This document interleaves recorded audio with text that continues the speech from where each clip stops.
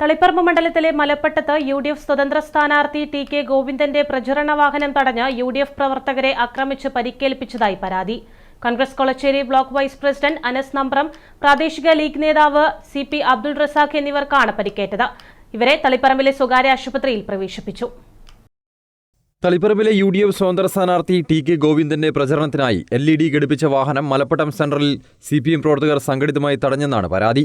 ഡ്രൈവറെ ഭീഷണിപ്പെടുത്തി വാഹനം തിരിച്ചയച്ചുവെന്നും അല്പസമയത്തിന് ശേഷം സ്ഥലത്ത് തിരിച്ചെത്തിയപ്പോൾ തന്നെ ഒരു സംഘം CPM പ്രവർത്തകർ പിന്നിൽ നിന്നും കല്ലും വടിയും കൊണ്ട് ആക്രമിക്കുകയായിരുന്നുവെന്ന് അനസ് നമ്പ്രം പറഞ്ഞു. തടയാൻ ശ്രമിച്ച പ്രാദേശിക ലീഗ് നേതാവ് CP. അബ്ദുൾ റസാഖിനും പരിക്കേറ്റു.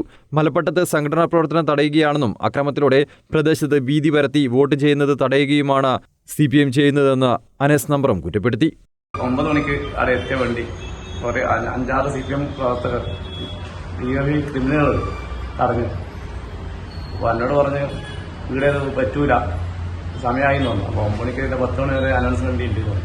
പിന്നെ അവർ ആ വണ്ടിക്കാരനെ പേടിപ്പിച്ച് ചാവി അദ്ദേഹം പേടിച്ചിട്ട് എന്ത് ചെയ്തു, വണ്ടി എടുത്തു പോയി.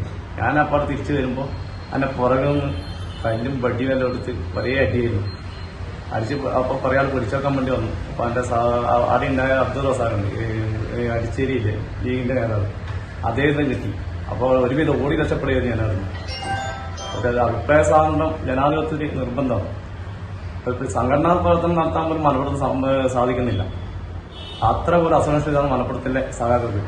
ഇത് തോൽവി ഭയന്നിട്ട് ടി.കെ. ഗോവിന്ദൻ മാസ്റ്റർ വിജയിക്കുമെന്ന് ഉറപ്പ് ഉള്ളതുകൊണ്ട് ആക്രമിച്ചത്. ആടെ ഒരു ഭീകരാന്തരീക്ഷം സൃഷ്ടിച്ചിട്ട് വോട്ടർമാരെ വോട്ട് ചെയ്യാതെ ഇരിക്കാനുള്ള കാര്യമാണ് അവർ ചെയ്യുന്നത്.